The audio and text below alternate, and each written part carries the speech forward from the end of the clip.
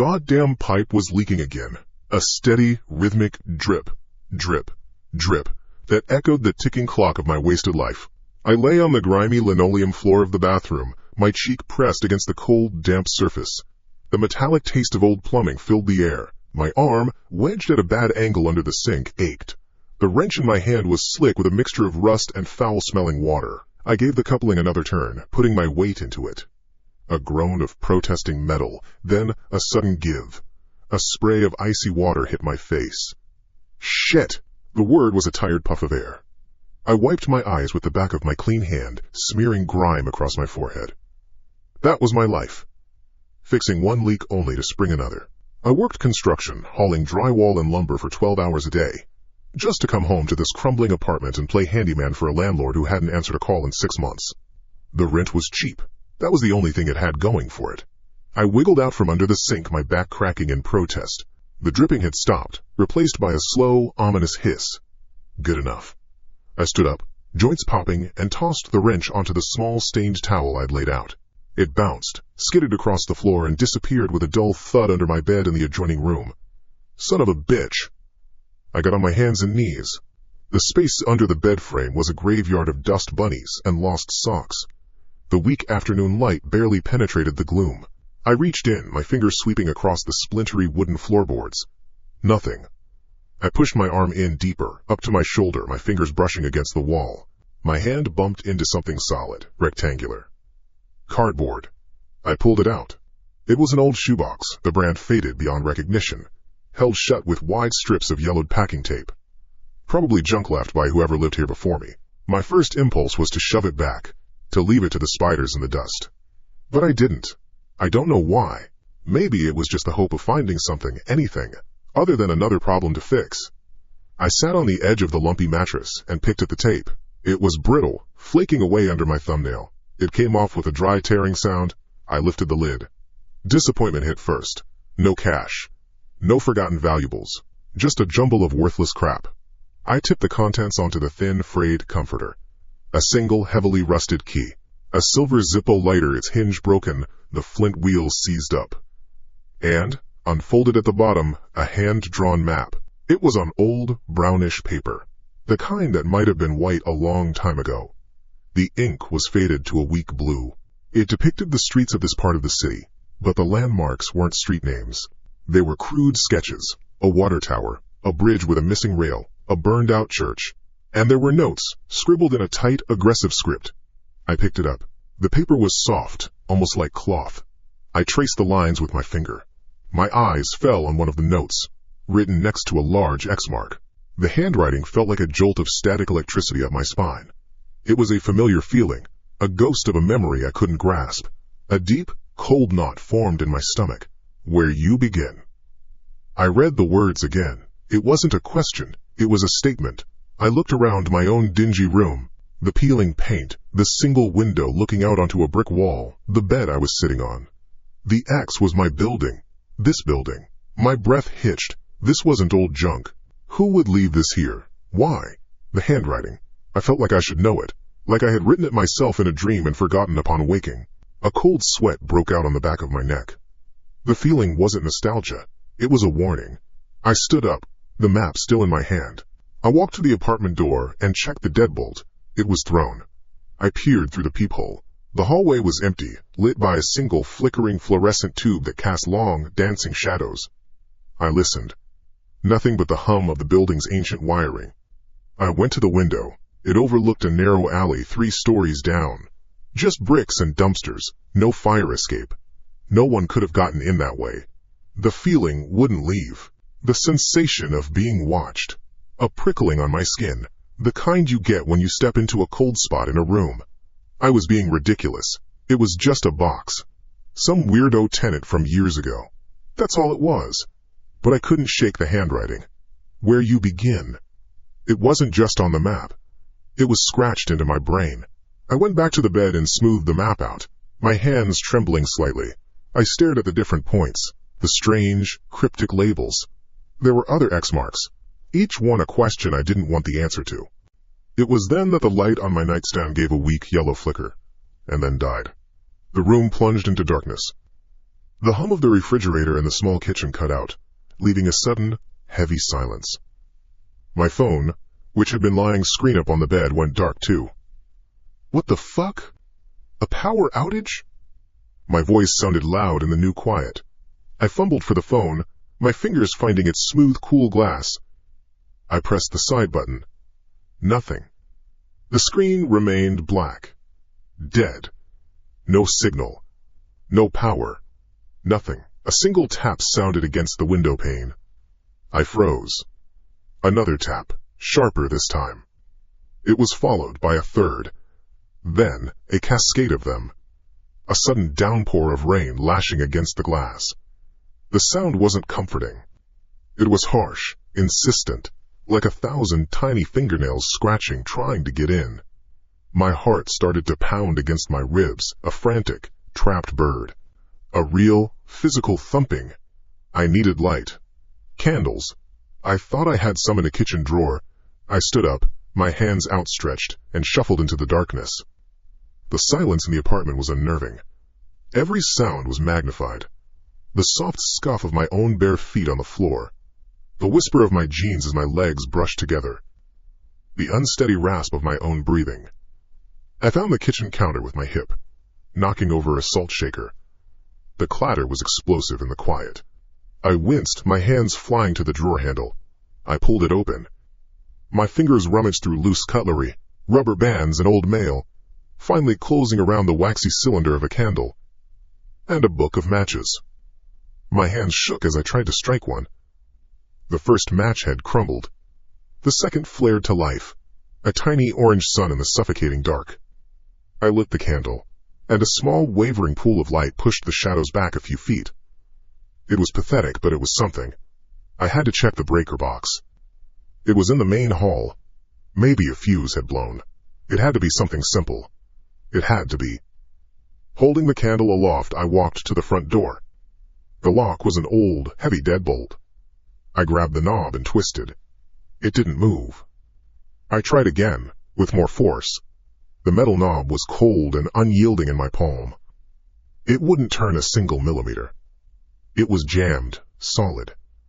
Panic, cold and sharp, pierced through my chest. I rattled the doorknob, pulling and pushing on the door itself. It didn't budge. Locked. Trapped. I stopped, pressing my ear against the cool wood of the door. The sound of the rain was a dull roar now. Underneath it, I listened for the sounds of the hallway. The flicker of the light. The hum. Anything. There was nothing. I backed away from the door, my entire body tense. My gaze swept the small, candlelit space. The shadows danced and warped, turning familiar shapes into monstrous things. The coat rack looked like a stooped figure. The armchair in the corner was a crouching beast. Then I heard it. It was not the rain, it was not the wind. It was the low, deliberate groan of a single floorboard, from just outside my door. My breath caught in my throat. I couldn't have heard it. I must have imagined it, but I heard it again. Closer this time. The sound of weight settling on old, worn wood. Someone was out there. Right there. I blew out the candle. Instant darkness. My eyes burned, trying to adjust. The only light was a faint, gray rectangle from the window. I dropped to a crouch, my mind screaming. I scrambled backward, my hands searching the floor, my heart threatening to explode. My fingers hit the cold, heavy steel of the wrench I'd dropped earlier. I snatched it, the weight of it a small, pathetic comfort in my hand. I crawled behind the large, overstuffed armchair, pressing myself into the corner where the walls met. I held the wrench up, my knuckles white. I didn't breathe. I didn't move. I just listened. The rain hammered against the window. My own blood thundered in my ears. A long, drawn-out silence stretched from the other side of the door. An eternity passed in seconds. I waited for the sound of a key in the lock. For the splintering of wood. For a shout. Nothing. Just the waiting. The knowing. Then, the sound came again. Another creak. But this one was different. It was fainter. And the one after it, fainter still. The footsteps were moving away. Slowly. Deliberately. not in a hurry, taking their time. The sound receded down the hall until it was swallowed by the storm. I stayed there, crouched behind the chair, for how long, I don't know. Minutes. An hour. My muscles screamed in protest. The wrench was slick with my sweat. Then, as suddenly as they had gone out, the lights flickered back on. The refrigerator in the kitchen sputtered to life with a loud hum. The harsh, ugly light of the single bulb on my nightstand flooded the room. I flinched, shielding my eyes. The sudden brightness was painful. I stayed down for another moment, listening. The building was humming again. Normal sounds. It was over, whatever it was. Slowly, shakily, I got to my feet. My legs felt like jelly. I took a deep, shuddering breath, the air burning my lungs. I looked at the door. It was just a door. The lock was just a lock. I felt like a fool. A power outage. A jammed lock from the humidity. The old building making noises in the storm. It was all explainable. My eyes fell on the bed, on the map, lying where I'd left it.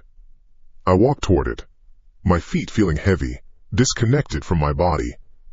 I stood over it, looking down at the crude lines and the faded ink. Something was new. Something had changed. Next to the X that marked my building, the X labeled "Where You Begin," there was now a circle. It was a perfect circle, drawn around the X with a thick, wet line. It was a deep, dark red. The color was still shiny, glistening under the weak light of the lamp. A small, perfect smear of it sat beside the line, like a fingerprint. It looked like fresh paint, or something else. It had not been there before the power went out. I was sure of it. Absolutely, positively sure. I stared at the red circle, and the cold that had been in my gut spread through my entire body, a freezing tide that turned my bones to ice. This wasn't in my head. This wasn't the building settling. Someone had been in my room. While I was cowering in the dark, someone had stood right here.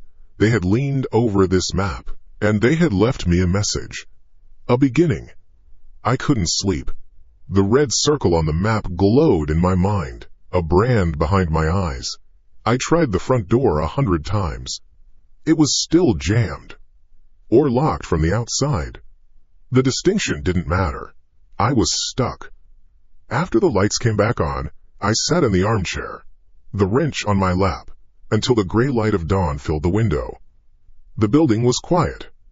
The city outside was waking up, its distant rumble a world away from the silence in my room. My phone had come back to life with the power. I'd thought about calling the cops. And say what? That I found a map? That the power went out and my door got stuck? That I found a wet red circle on the paper when the lights came back on? They'd think I was crazy. They'd tell me to call a locksmith. I looked at the map again. The first X was now a bullseye. There were others. The next one in the sequence, connected by a dotted line, was a crude sketch of a gas station pump. Next to it, the words, "Rust" and "Regret." It had to be a prank. A sick, elaborate joke by some previous tenant. That's what I told myself.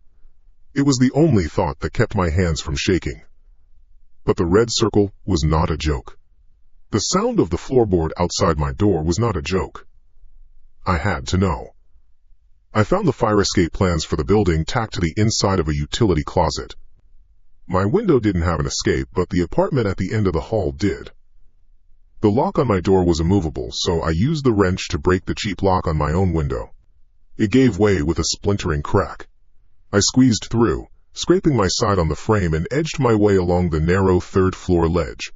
My stomach churned. My boots scraped on the brick.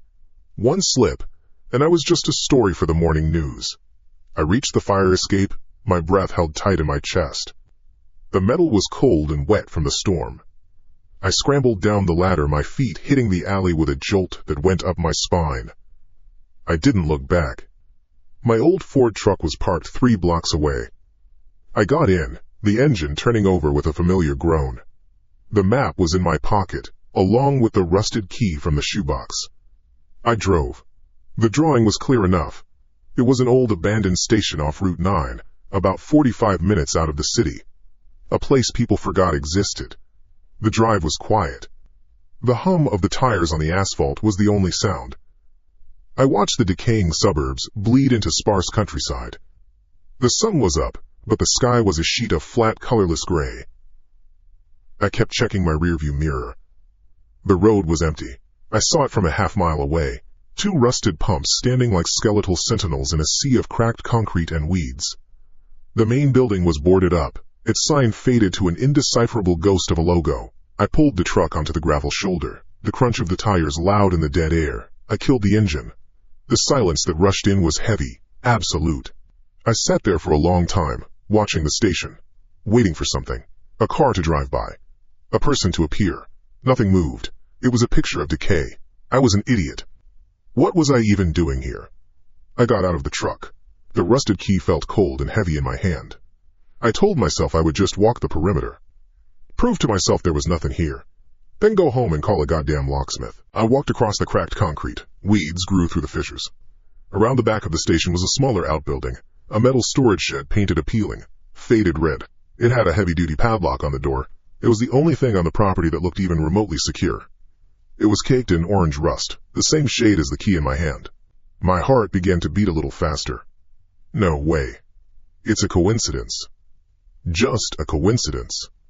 My hand trembled as I lifted the key. I slid it into the lock. It was a tight fit. For a moment, it wouldn't go. Then, with a grinding scrape, it slid all the way in. I held my breath. I turned it. There was a loud click that echoed in the morning quiet. The shackle on the padlock sprang open. My blood ran cold. This wasn't a coincidence. This was an invitation. I pulled the lock off. The metal door had a simple sliding bolt. I hesitated, my hand on the cold metal. My mind screamed at me to get back in the truck and drive. Drive until I ran out of gas. But I couldn't. I had to see. I had to know what was inside.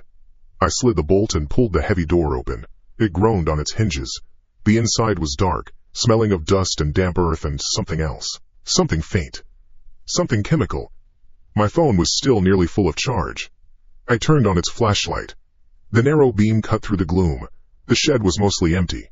A few stacks of bald tires. Some rotting cardboard boxes. A rusted oil drum in the corner. And in the center of the dusty concrete floor, placed neatly by itself, was a small, stained teddy bear. I stepped inside, my boots scuffing on the floor. The beam of my light fell on the bear. It was old, its brown fur matted and worn. One of its black plastic eyes was missing, leaving a small hole in the fabric. It was tipped on its side, as if a child had just dropped it a moment ago. I felt a strange pull. I knelt down. My fingers brushed against the bear's rough synthetic fur. As I touched it, a scent wafted up. It wasn't the smell of dust or mold. It was faint, but unmistakable. Lavender. A deep, sick feeling twisted in my stomach. The smell was familiar. I knew it from somewhere. I didn't know how or why, but it felt like a memory I couldn't see. A word on the tip of my tongue. A wave of nausea washed over me. Why do I know this smell? What is this? Bay. I stood up quickly, backing away from the bear. I swept the flashlight beam around the shed again, my hand shaking. Just bare metal walls. Stacks of junk. There was no explanation, no note, nothing. Thump. The sound was deafening. The heavy metal doors slammed shut behind me, plunging the shed into total blackness. My flashlight beam danced wildly before I pointed it at the door. Click. The sound of the padlock snapping shut outside. I was locked in. Hey! My voice cracked. Hey! Is someone out there? Silence. This isn't funny. Open the door. I lunged at the door, my shoulder slamming into the cold metal. It didn't budge. I pounded on it with my fists, the booming sound doing nothing to relieve the pressure building in my chest. W-H-O-R-U! Let me out! I screamed until my throat was raw. A sharp crackle broke the silence. It came from a corner of the room. I swung my light over. Tucked on a high metal shelf was a small, old PA system speaker, the kind you'd see in a school gym. A wire ran from it, disappearing through a small hole in the wall. Another crackle. Then, a voice. It was distorted, filtered through the cheap speaker, low and hissing with static. An old man's voice, made gravelly and electronic. Do you remember the little girl, Leo? The name hit me like a punch to the gut. Leo. No one had called me Leo in years. Everyone at work just called me by my last name. How did he know my name? Mela I? What do you want? I shouted at the speaker. She loved that bear, the voice rasped, ignoring my question. She carried it everywhere, even on that last day. I slammed my fist against the door again. I don't know what you're talking about. Let me out of here, you son of a bitch. The voice was calm. Unhurried. We know you're in there. We just wanted to make sure you remembered. The speaker went dead. The silence returned, thicker this time. I stood frozen, my light fixed on the speaker. My mind was a blank wall of white noise. I couldn't think. I could only feel the trap closing around me. The door was solid steel. I was buried alive. Then, a new sound. A sloshing, liquid sound from outside near the bottom of the door. And a new smell. Sharp. Pungent. Gasoline. My panic turned into something else. A primal, animal terror. I looked down. Through the narrow crack between the bottom of the door and the concrete floor, I saw a dark liquid seeping in. The beam from my phone reflected off its surface. The fumes were already making my eyes water. He was going to burn me alive. No, please! I screamed, throwing myself at the door again, kicking it, clawing at it. It was useless, solid. I spun around, sweeping the light across the shed in a frenzy. Think. There has to be a way out. The walls were solid metal. No seams. No weaknesses. My eyes landed on the rusted oil drum in the corner. I ran to it, tipping it over. It was empty, crashing to the floor with a hollow clang. Behind it, against the back wall, was a small, high window, a ventilation shaft, maybe 2 feet square, covered with a rusty metal grate. It was my only chance. A scraping sound from outside. A match. Poosh! A line of orange fire erupted under the door. It climbed the metal with an hungry roar. The heat was instantaneous, intense. The smell of burning paint filled the air. I scrambling onto the oil drum. I clawed at the grate over the vent. It was bolted in. Fuck! I looked around frantically. My light caught the glint of steel, a tire iron, half hidden under a pile of rags. I grabbed it. I jammed the pointed end into the gap between the grate and the wall and pulled with all my strength. The metal groaned. My muscles screamed. The old bolts were rusted tight. The shed was getting hot. The air thick with smoke. I braced my feet against the wall and threw my entire body weight into it. A bolt shrieked and popped loose. Then, another. The grate came free in my hands, hot to the touch. I tossed it aside. I stuck my head and shoulders through the opening. The fresh, cool air was a shock to my lungs. I pulled myself up, scraping my chest and back on the rough edges of the metal frame. My shirt ripped. I felt a sharp, searing pain as my arm brushed against the hot outer wall of the shed. I fell out onto the dirt and gravel behind the building, gasping, coughing. I scrambled to my feet and ran, not looking back. The roar of the fire was loud behind me. I didn't stop until I reached my truck. My hand shook so badly it took 3 tries to get the key in the ignition.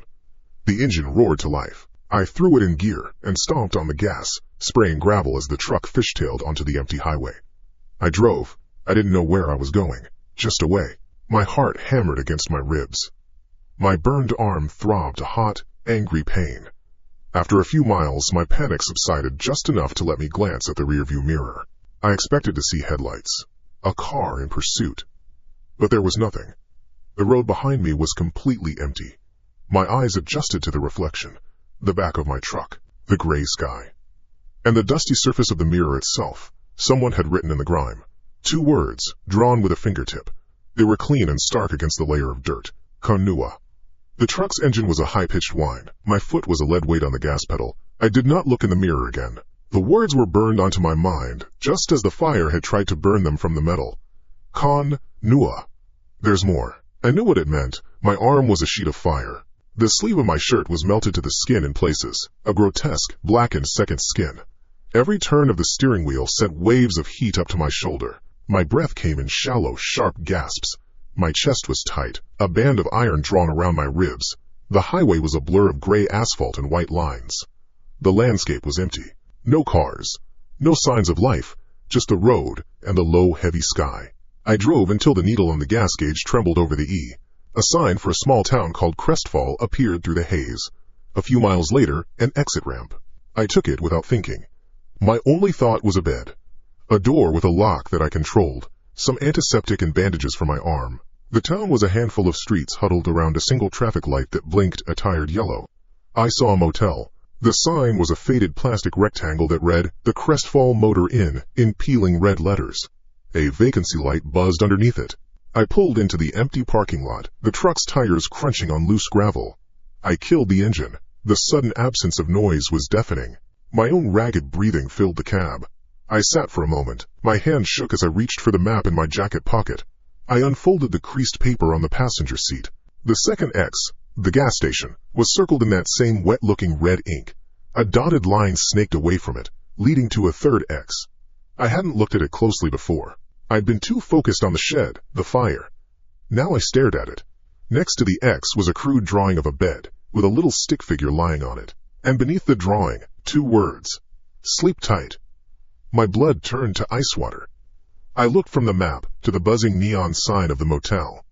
I had driven here on instinct.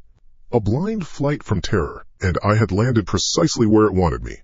This wasn't a chase. It was a pilgrimage. I was being led by the hand. I should have gotten back in the truck. I should have driven until the engine seized. But my body wouldn't obey. The burn on my arm throbbed with a life of its own. My legs felt like they were filled with sand. I got out of the truck. The office was a small, dusty room that smelled of stale cigarettes and air freshener. A bell on the door tinkled. A man with a gray ponytail and a food-stained t-shirt looked up from his crossword puzzle. He didn't smile. "One night," I said. My voice was a dry rasp. He slid a registration card across the counter. I filled it out with a shaking hand, using a fake name. John Doe. It felt stupid, but it was all I could think of. I paid in cash. He slid a key across the counter. "Room 7. "Down to the end," he grunted, not looking up again. The room was small. A bed with a thin brown bedspread. A scarred wooden dresser. A television set from another decade bolted to a stand. The air was cold and smelled of bleach. I locked the door. Then I twisted the deadbolt. The click echoed in the small space. I leaned my forehead against the cool wood of the door, listening. Nothing. Just the hum of the ice machine somewhere down the walkway. I went to the bathroom. The fluorescent light hummed and flickered on. I peeled the ruined fabric of my shirt away from my arm. The skin was red and blistered, a raw, angry map of pain.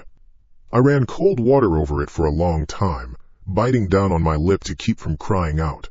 In the medicine cabinet I found nothing, not even an aspirin. I sat on the edge of the stiff mattress. I pulled out my phone. Still no service. The small icon in the corner of the screen was an empty triangle. I was cut off. Alone. I was staring at the blank screen when the television turned on. It wasn't loud. Just a sudden burst of static, then a picture. It was an old news broadcast. The video quality was poor, grainy and washed out. A female news anchor with dated hair was speaking in a serious tone. The chyron at the bottom of the screen read, "Couple vanishes from local motel." I couldn't move. My eyes were glued to the screen. "Authorities remain baffled by the disappearance of Richard and Eleanor Vance," the anchor said. "The couple checked into the Crestfall Motor Inn 2 nights ago and have not been seen since. Their belongings were found untouched in their room, room 7. The names hit me. Richard and Eleanor Vance. I scrambled for my jacket, for the old shoebox I had thrown onto the passenger seat of my truck. I hadn't brought it into the room. It was still in the truck. But I didn't need to see it. I remembered the other thing I found inside, besides the map and the key. A small, folded piece of paper. A receipt from a hardware store, dated years ago. On the back, written in the same crude handwriting as the map, were a handful of names. Richard Vance. Eleanor Vance. The television clicked off. The room was silent again. It knew. It knew I was here. It knew what room I was in. My fear was a physical thing, a cold weight in my gut. I stood up. My movements were stiff, robotic. I shoved the heavy wooden dresser in front of the door. It scraped against the thin carpet, the sound loud and abrasive. It wasn't much, but it was something. I went to the window. The curtains were thin and yellowed. I pulled them aside. Outside, the parking lot was dark and empty. The window was a single pane of glass with a cheap latch. And below the latch, set into the wooden frame, were 4 heavy bolts, holding a set of iron bars in place on the outside. They were rusted, but thick. There was no getting out that way. I looked at the air conditioning unit under the window, a wall-mounted box with a plastic grill. I tore at the grill with my good hand. It came off with a crack of plastic. I stuffed the thin pillow from the bed into the opening, blocking it completely. I did the same with the small ventilation grate in the bathroom, using a towel. I was sealing myself in, building my own tomb. I finished and stood in the middle of the room, my chest heaving. The place was a sealed box. The only way in was through the door, and the dresser was blocking it. I listened. The silence felt different now, heavier. I could hear the blood pounding in my ears. A sound. From the bathroom. The soft, steady hiss of water. I hadn't left it on. I was sure of it. I moved slowly, my feet silent on the carpet. My good hand was balled into a fist. I pushed the bathroom door open. It swung inward without a sound. The room was filling with steam. The hot water tap in the shower was on full blast. A steady stream hitting the fiberglass floor and sending clouds of vapor into the air. The mirror above the sink was completely fogged over. As I watched, a line began to form in the condensation. A letter. Then another. Someone was writing on the other side of the glass. No, that wasn't right. The letters were forming from within the steam itself, as if an invisible finger was tracing them on my side of the mirror. N-H-I. N-M-I. Y-K-I-A. The sentence completed itself, clear and dark against the white fog. Nin Me Kia, that dang thuong. Look at you. Pathetic. A scream tore from my throat. It was a raw, animal sound. I scrambled backwards, tripping over my own feet and crashing to the floor of the bedroom. My head hit the carpet with a dull thud. I stared into the bathroom, at the impossible writing hanging in the steam. I was alone. I was completely, utterly alone in the room. My mind refused to work. It was a short circuit, a flurry of sparks and darkness. I couldn't process what I had seen. I pushed myself backwards along the floor, crab walking away from the bathroom door until my back hit the leg of the bed. I sat there, gasping for air, my eyes wide. SCCRR rape. The sound was quiet, almost imperceptible.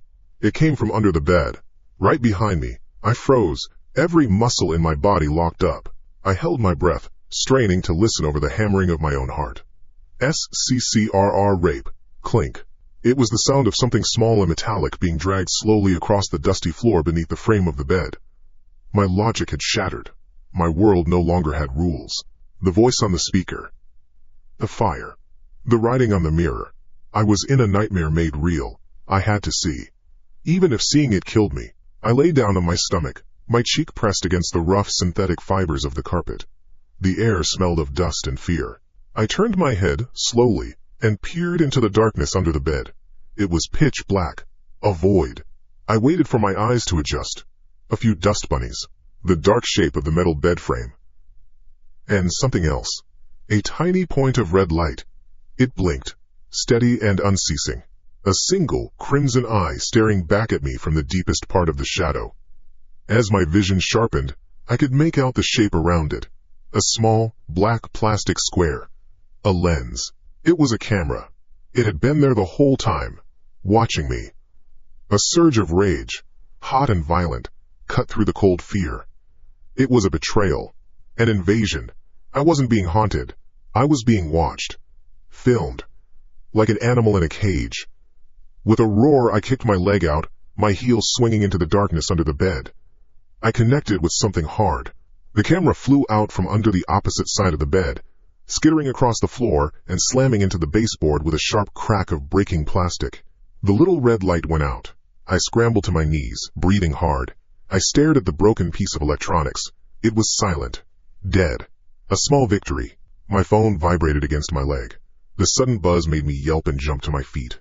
I fumbled it out of my pocket. The screen was lit up. A new message. From an unknown number. My hands were trembling so hard I could barely hold the phone steady. The message wasn't words. It was just a string of blue, underlined characters. A link. I don't know why I did it. Maybe I thought it would give me answers. Maybe I had just lost the will to fight. My thumb hovered over the screen, then pressed down. The screen went black for a second. Then a video player loaded. It was streaming. It was live. The video showed a room. A cheap motel room. A scarred wooden dresser pushed up against the door, a bed with a rumpled brown bedspread, and a man, on his knees on the floor, staring down at a phone in his hands. Me. The video was clear, the quality perfect. It was being filmed from above, from a high corner of the room. My eyes lifted from the phone screen. I looked up at the top of the tall wooden wardrobe in the corner, near the ceiling.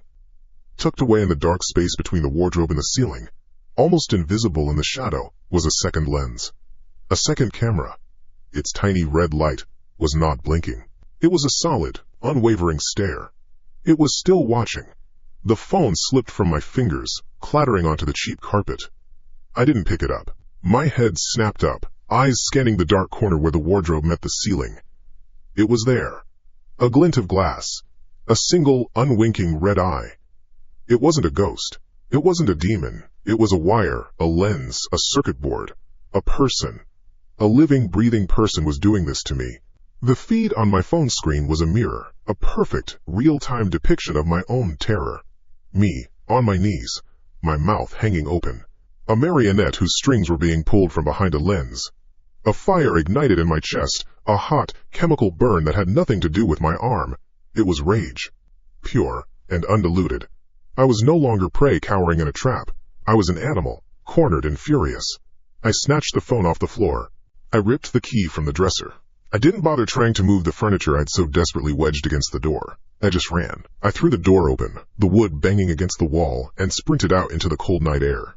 The parking lot was empty, lit by the sickly yellow buzz of the overhead lamps. The gravel crunched under my boots. I didn't look back. I didn't care if the man with the ponytail saw me. I didn't care about anything but getting away from that room, from that unblinking eye. I threw myself into the truck, the engine roaring to life with a desperate cough. I jammed it into reverse, spun the wheel, and peeled out of the lot, spraying gravel against the office window. The motel sign vanished in my rearview mirror. The town of Crestfall and its single blinking light disappeared behind me. My hands clenched the steering wheel, my knuckles white. The burn on my arm was a dull, constant throb, a counterpoint to the frantic pounding in my skull. I was not being haunted. I was being hunted. There was a plan. A map. A destination for every torment. I pulled the truck over to the shoulder of the empty highway, the engine idling roughly. I killed the headlights. The darkness was immediate and total. With the engine off, the only sound was my own ragged breathing. I reached for the map. My hands were steady now. The fear had not gone away, but it had a new shape. It was hard and sharp, something I could hold. The third X, the motel, was now circled. Sleep tight. A cruel joke. A dotted line, precise and neat, led away from it, snaking through a grid of secondary roads before ending at a fourth X. Next to this X was another crude drawing. It looked like a building with pillars. A school, maybe. Beneath it, a single word, learn. My jaw tightened. No more running, no more cowering. A chase has two participants. I had been the mouse. Now, it was time to show my teeth. I started the engine and followed the dotted line.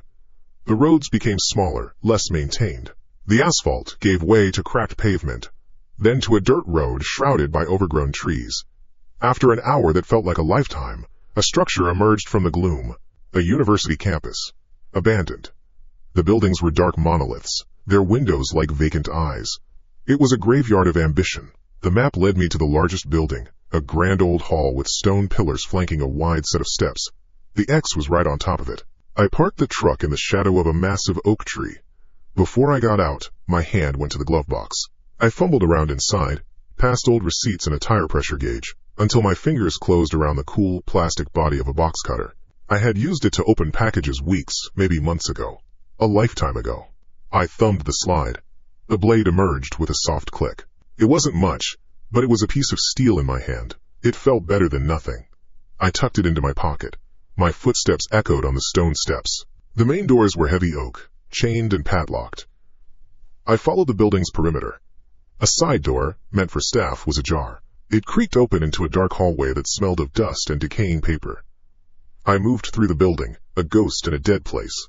My phone's flashlight cut a nervous beam through the darkness. I saw classrooms with overturned desks, a library where books lay swollen and molding on the floor. The fourth X on the map was a specific room, a lecture hall. Room 217. The door was unlocked. I pushed it open and stepped inside. It was a large, tiered amphitheater. Rows of empty wooden seats descended towards a stage with a long desk and a wide, white-topped blackboard. The air was still. The only light came from a high, grime-caked window, casting a pale, milky square of moonlight onto the center of the room. My beam swept across the stage and stopped. On the blackboard, written in stark white chalk, was a single, sprawling chemical equation, a complex chain of organic compounds and reaction symbols. C6 hydrogen nitrite 3, CH3, reacting with a series of catalysts I didn't recognize, branching into formulas that were a meaningless scrawl to my conscious mind. It stretched from one end of the board to the other. It was meticulous, precise, and utterly alien. But it wasn't. A strange sensation prickled at the base of my skull, a feeling of familiarity, so deep and buried it was more like a memory of a dream. I knew this. I knew this language of letters and numbers. I let out a harsh, dry laugh that sounded loud in the cavernous space. Another game? I whispered to the empty seats. The fear was still there, a cold knot in my stomach, but the rage was sharpening it, honing it to a point. That's when the humming started. A low, electrical hum from the desk on the stage. My light darted to the source. An old slide projector, a relic of metal and glass, sat on the corner of the desk. Its fan was spinning. A bright, white square of light shot out from its lens, illuminating the blackboard right over the chalk equation. Clickwhir. An image appeared. Grainy. Slightly out of focus. It was the gas station. My truck at the pump. Me, looking over my shoulder at the woods. Clickwhir. A new image. The motel room. A high-angle shot. Me, asleep on the bed. My body curled up, my bandaged arm resting on the pillow. Clickwhir. The bathroom mirror. The words hanging in the steam. Clickwhir. Me, on my knees, staring at my phone. The red light of the second camera visible in the gloom above the wardrobe. My breath caught in my throat. It had followed me from the beginning. It wasn't just leading me, it was documenting me. Watching every moment of my collapse. I vaulted onto the stage. My boots thumped on the dusty wood. I stomped over to the desk and stared at the projector. It was plugged into a floor outlet. With a furious grunt, I yanked the plug from the wall. The fan sputtered and died. The light from the lens winked out. But the image remained. The picture of me on my knees, a specter of light, was burned onto the blackboard. It was faint, a ghostly afterimage against the white surface, but it was there, as if the light itself had been hot enough to scar the material. A deafening crackle of static erupted from speakers mounted on the walls. I flinched, spinning around, the box cutter now in my hand, the blade extended. Then a voice. Not the distorted, electronic rasp from the shed. This was a man's voice. Calm, academic, a recording. The dominant personality, or host, the voice lectured, its tone flat and detached, echoing slightly in the hall, often remains completely unaware of the alternate identities, or alters. These alters can be created as a defense mechanism against severe trauma. They can take control of the body, and the host will experience this as a period of lost time, a blackout. The more forceful personality can effectively suppress the other, burying memories, skills, and even an entire history. It can create a prison within the mind, with the host as the unknowing inmate. The words drilled into my ears. My head began to throb, a sharp, piercing pain behind my eyes. Flashes, like broken glass, tore through my mind. The smell of ammonia. The blue flame of a Bunsen burner. A scream, high and terrified, that sounded like my own. "Stop it!" I yelled, the sound swallowed by the lecture. Slam! The doors at the back of the lecture hall slammed shut. The noise was like a gunshot. I spun around, my heart leaping into my throat. The lecture continued, droning on about fugue states and identity fragmentation. I ran up the tiered steps, my feet pounding on the wood. I grabbed the heavy brass handles of the door and pulled. They didn't budge. I threw my shoulder against the solid oak. It was like hitting a wall. Locked. From the outside. I backed away from the door, my eyes wide,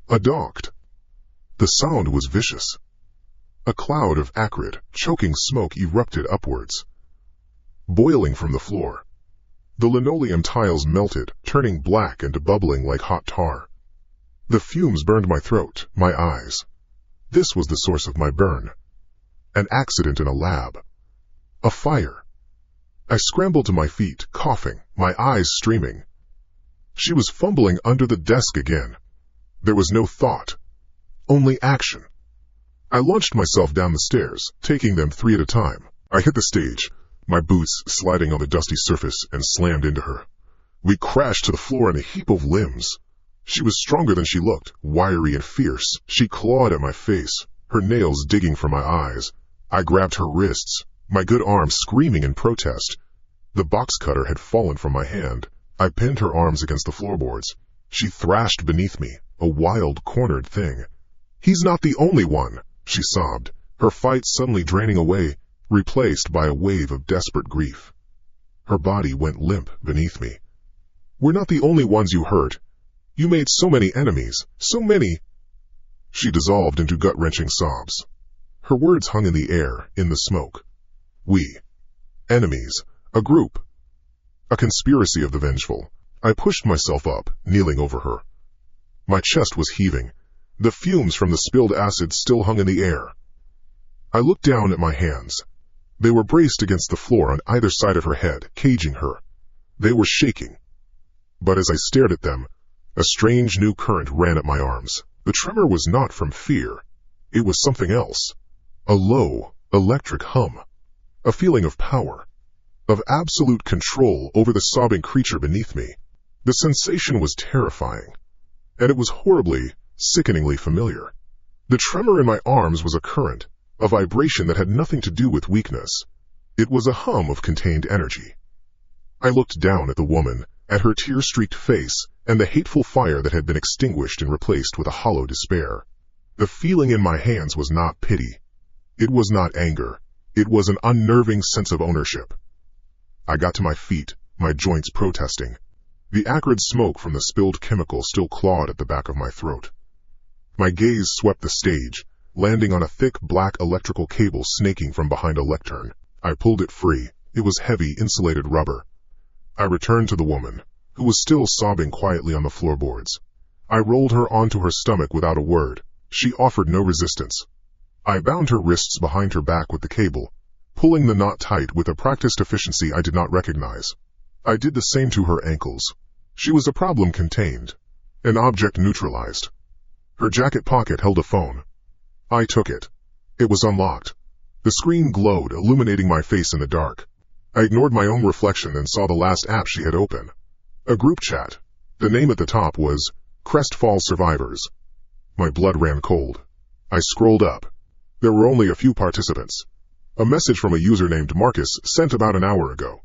He's at the university, exactly where the map said he'd be. Sarah is on site. Wait for my signal. A reply from someone named David. Hold position. Don't engage alone. Remember what he did to Eric. And then, from Sarah, the woman now tied up at my feet. He's here, in the lecture hall. I'm going in. My jaw tightened. So, they had the map. Or, a copy of it. They weren't just the authors of my torment. They were following the same script, watching me. They thought I was retracing my steps. A strange sense of clarity cut through the confusion. These were real people, flesh and blood. They were hunting me. And suddenly the fear felt manageable. It had a face. It had a name. I looked down at the woman. Where's the next X? I asked. My voice was low, steady. She just sobbed. I didn't have time for this. I left her there on the stage, a discarded piece of the game. I found my box cutter near the desk and slipped it back into my pocket. The heavy oak doors were still locked. I smashed the brass handle with a loose piece of splintered seating until the mechanism broke, then shouldered my way out into the cavernous main hall. Back in the truck, I pulled out my map. The dotted line from the university was short, leading to an institutional-looking building just on the outskirts of the next town over. The drawing next to the fifth X was a stark, barred window. Below it, one word. Heal. An asylum. I tossed the woman's phone onto the passenger seat. I started the engine. The feeling of being hunted was gone. A new instinct had taken its place. I was no longer running from the past. I was driving towards it, armed with the knowledge that it was waiting for me. I wanted to see its face. The drive was 20 miles of dark, 2-lane highway. The asylum appeared abruptly, a hulking Victorian monstrosity silhouetted against the moonless sky. Its jagged spires looked like broken teeth.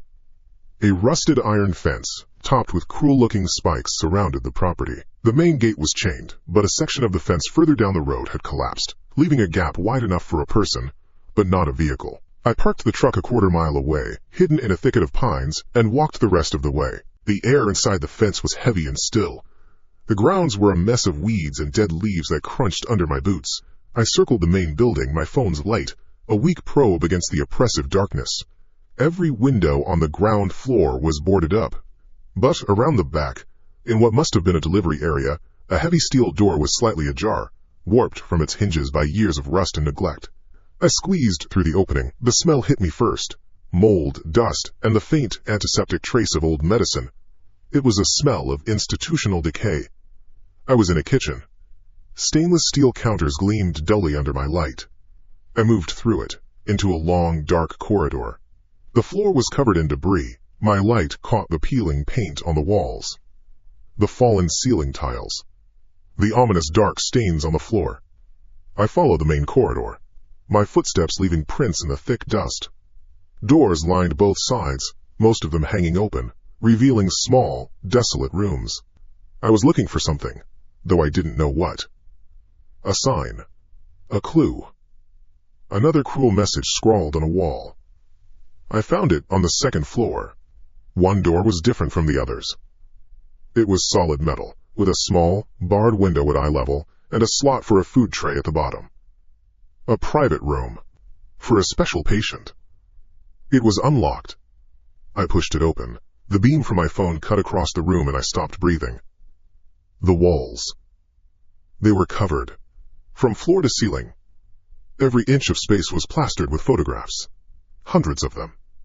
And in every single one was my face. But it wasn't my face. It was the face of a different man wearing my skin. This man was confident. His shoulders were back. His eyes, my eyes, held a piercing, cold intelligence. In some photos, he was smiling, a thin, knowing smirk that never reached his eyes. In every picture, he wore a white lab coat. He stood next to complex chemical apparatus. He held up beakers. He wrote on blackboards. Underneath each photograph, scrawled in black marker, were the same two words. Patient X. A wave of vertigo washed over me. I stumbled back, my hand slapping against the wall for support. My fingers brushed against the cool, glossy surface of a photograph. I stared at the man in the picture. The confident set of his jaw. The utter lack of fear in his gaze. This Is me. The words were a choked whisper. I didn't recognize him. I didn't know this person. This cold, arrogant stranger. Was I a patient here? Did I escape? Is that why my memory was gone? Is me. On a small metal desk in the corner sat a stack of patient files. I lunged for them, my hands shaking. I tore them open one by one. Each folder had a tab with a name. I flipped through them. Miller, John, Peterson, Anne, Garcia, Carlos. Finally, I found it. The last folder. The tab read, Patient X. I opened it. It was empty. All of it. Page after page of blank medical charts, observation notes, and psychological evaluations. Nothing. Just the name on the cover. A man with a face but no history. Flick. Flick, flick, flicker. The overhead light in the hallway buzzed and flashed, casting the room in strobing flashes of bleached, clinical light. My head snapped toward the door. The light flickered again, then died, plunging the corridor back into darkness. Crackle. HSSSSS. The sound erupted from a speaker grill on the ceiling. It was the sound of a public address system powering on. Then came the laughter. It was a low, rolling chuckle. It was deep. It was cruel. And it was my own voice. I clapped my hands over my ears. But the sound was everywhere. It was coming from the speaker, but it felt like it was reverberating inside my own skull. Like the new house, Leo? The voice boomed. My voice, laced with a venomous amusement. It echoed down the long, dead corridor. Or, should I say, the old one? No, I gasped, staggering back into the room. No, no, no. It's a recording. It's them. The survivors. They're doing this. But the voice was too familiar. It was the laugh I heard in the back of my mind when I stood over the woman on the stage. I had to get out. I ran from the room, back into the strobing, disorienting hallway. I sprinted, my boots slipping on the debris. I didn't care which way I went. Just away. Away from that room. Away from that voice. I burst through a set of double doors at the end of the hall and found myself in another, identical corridor. Doors on both sides. Peeling paint. A dead light fixture at the far end. I chose a direction and ran again. Another set of doors. Another identical hallway. It was a maze. I was a rat. I slammed my shoulder against a locked door. It didn't budge. I tried another. Locked. They were all locked. I was trapped in this looping labyrinth of decay. The laughter had stopped. Now there was only the sound of my own ragged breathing and the frantic pounding of my heart. I leaned against a wall, trying to get my bearings. The air was thick. My head throbbed. Was I losing my mind? Was this real? A shape moved in the darkness at the far end of the hall. I froze. My hand went to my pocket, my fingers closing around the cold plastic of the box cutter. I thumbed the blade out. A soft click in the consuming silence. Two figures detached themselves from the shadows. They were walking towards me. Deliberately, not running. They knew I had nowhere to go. One was big, broad-shouldered. The other was wiry, quick. Marcus and David. It's over, the big one said. His voice was rough. He held a metal pipe. They split up, flanking me. I backed away, my eyes darting between them. My back hit the locked doors behind me. Trapped. The big one, Marcus, lunged first. He swung the pipe in a wide arc aimed at my head. I didn't think. My body moved on its own. I dropped low, the pipe whistling through the air where my skull had been. As I came up, my left hand shot out, deflecting his arm while my right hand, holding the cutter, slashed across his exposed forearm. It wasn't a deep cut, but it was precise. He roared in pain and surprise, dropping the pipe. It clattered on the floor. The second man, David, came at me from the side, a knife in his hand. He was fast. He jabbed at my ribs. Again, my body reacted. I twisted, sidestepping the thrust. My hand clamped down on his wrist, arresting the motion. With my other hand, I grabbed his shoulder. Using his forward momentum, I pivoted, slamming him face first into the wall. The sound was a wet crunch. He slumped to the floor, motionless. It happened in less than 5 seconds. A dance of brutal, economical violence. Marcus stared at me, clutching his bleeding arm, his face a mask of disbelief and renewed fear. How? I didn't answer. I advanced on him. He was bigger, stronger, but something in my eyes made him take a step back. I saw the terror on his face. He was no longer the hunter. He saw the man from the photos. He saw Patient X. He turned and ran, his footsteps echoing down the long hall. I let him go. My chest was heaving. I looked down at David's still form, then at my own hands. One was still gripping the box cutter, slick with a small amount of blood. There was a cut on my cheek I hadn't felt. I could taste my own blood. My body moved with a purpose I didn't understand. The skills were not mine. They belonged to the man in the photographs. My gaze fell upon the floor. A piece of a broken mirror lay near the wall, a casualty of the struggle. I bent down, my reflection wavering in the shard of glass. I saw my face. The terrified, confused eyes. The cut on my cheek. The face of a victim. Then, for a single heart-stopping second, the light shifted. The reflection changed. The fear in the eyes was gone, replaced by a cold, glittering amusement. The mouth, my mouth, twisted into a confident, knowing smirk. The reflection winked at me. I dropped the mirror. It shattered. I looked again. It was just me. Just my own scared face, staring back from the broken pieces on the floor. I drove. My knuckles were white on the steering wheel, but the tremor was gone. The asphalt unspooled in the headlight beams, a black ribbon leading to the next pit on the map. The man in the asylum mirror, the cold, confident one, was a passenger in my mind. I couldn't push him out. I didn't try. The skills that had saved me from Marcus and David, that brutal, reflexive efficiency, belonged to him. The fear was still there, a low hum beneath the floorboards, but it was no longer in the driver's seat. A different feeling was a cold focus, a clarity that felt like ice water in my veins. I wasn't just following the breadcrumbs anymore. I was hunting the one leaving them. The map led me to the husk of a grand theater on the edge of a sleeping town. The Majestic. Its sign read in letters of faded, peeling gold. The marquee was dark, its glass smashed out. I parked the truck in a darkened alley across the street, the engines ticking the only sound as it cooled. I sat for a minute, just watching. The front doors were boarded over, no obvious way in. I retrieved the box cutter from my pocket. Its weight felt familiar. Correct. I circled the building, my boots crunching on broken glass and dead leaves. Around the back, a fire escape rusted against the brickwork. It looked unstable, but it was the only option. I tested the ladder with my weight. It groaned a metallic complaint but held. I climbed.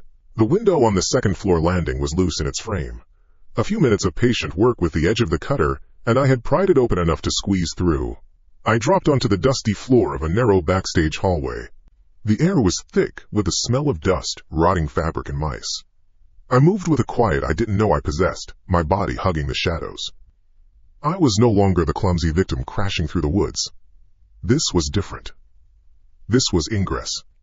I navigated through a maze of corridors, past dressing rooms with shattered mirrors and racks of moth-eaten costumes, until I found a heavy velvet curtain. I pushed through it and stepped onto the stage. The auditorium gaped before me, a huge, dark mouth filled with rows of empty seats. A single spotlight cut through the gloom. It wasn't aimed at me. It pointed to the center of the stage. In its perfect circle of white light sat a single wooden chair. On the seat was a book. Not a book. A script. Bound in black cardstock. I felt no surprise. Only a weary anger. Another setup. The thought was a cold stone in my gut. I walked into the light, my shadow long and distorted behind me. I picked up the script. The cover was blank. I opened it. The title page read, The Penitent's Lament. My blood went cold, the same chill I'd felt in the university group chat. I turned the page. It was a play. Character descriptions. Stage directions. Dialogue. The main character was the burdened man. I read the first scene. Ext. Gas station. Night. The burdened man fills his truck. An old man watches him from the doorway, a look of pity on his face. I flipped forward. INT. Chemical lab. Night. The burdened man stands over Sarah. He binds her with a cable. I kept flipping, my heart hammering a frantic rhythm against my ribs. It was all there. Every step. Every discovery. The abandoned house. The university lecture hall. The asylum. My confrontation with Marcus and David was described in cold, clinical detail under the heading ACT 3, Scene 2, A Lesson in Violence. The stage direction read, his movements are no longer his own. They are precise, economical. He is not a victim. He is a weapon. A sense of immense, crushing manipulation washed over me. My choices, my fears, my desperate fight for survival. All of it. Scripted. My life wasn't my own. It was a performance. And I was the only actor who didn't know his lines.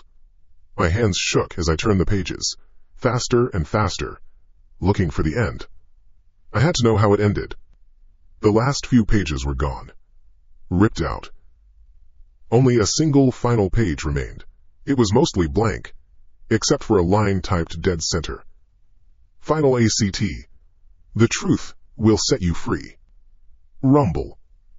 Squeal. A loud grinding sound erupted from above. I looked up as the heavy red velvet curtain at the back of the stage began to rise, revealing a massive white screen. An old film projector, somewhere in the dark of the auditorium, flickered to life. An image appeared on the screen. It was a live feed. A small, bare room. And tied to a chair in the middle of it was the old man. The man from the gas station. His face was puffy, a line of blood trickling from his lip.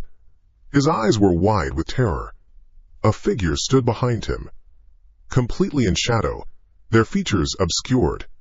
The figure held a pistol, the barrel pressed firmly against the old man's temple. Then the voice came. Not from the screen, but from the theater's speaker system. The same deep, amused voice from the asylum. My voice. You wanted the final act, Leo? Here it is. The old man on the screen whimpered. He was supposed to be a casualty in Act 1, the voice continued, dripping with contempt. But you let him go. An unscripted moment of compassion. So now, you get a choice. Improvise. You have 5 minutes to find this room and save him. Or, the curtain falls. For good. A digital clock appeared in the corner of the screen. 5 o'clock. 4:59. Fail. And his death is on you. Not me. You. The clock is ticking, Leo. 4:58. Panic. Hot and sharp, pierced through my cold resolve. This was different. This wasn't a clue. It wasn't a ghost from my past. It was a life. A real person. About to die because of me. The scripted nature of my own suffering was one thing. To be the author of someone else's, even by proxy, was another. I had to save him. 4:47. But where? The theater was a behemoth, a maze of corridors and rooms. I leaped off the stage, my legs jarring from the impact. Which way? The room on the screen was generic. Bare walls. Concrete floor. It could be anywhere. Please, just let me go. The old man's plea echoed from the speakers, thin and reedy. It sounded like it was coming from everywhere at once. No. Not everywhere. I stopped, straining my ears. The voice from the main speakers was the clear, booming announcer. But the old man's whimpers, there was another layer to the sound. Fainter, a slight echo, coming from a specific direction. Backstage. Down a hallway to my left. 412. I ran. My boots pounded on the worn floorboards. I was a rat in a maze, but now I could hear the cheese. Down a long corridor lined with peeling posters of forgotten shows. Another turn. The whimpering grew slightly louder. It was real. It was coming from somewhere close. Help me. It was just ahead. A heavy fire door. The sound was coming from behind it. 3:28. I threw my shoulder against it.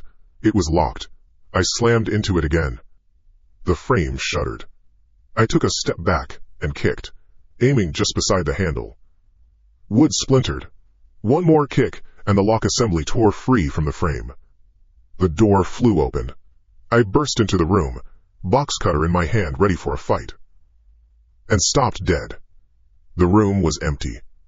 Completely empty. No old man. No chair. No shadowy figure. There was nothing but a small, portable television on a wooden crate in the center of the room. The screen showed the exact same scene. The terrified old man, the gun to his head.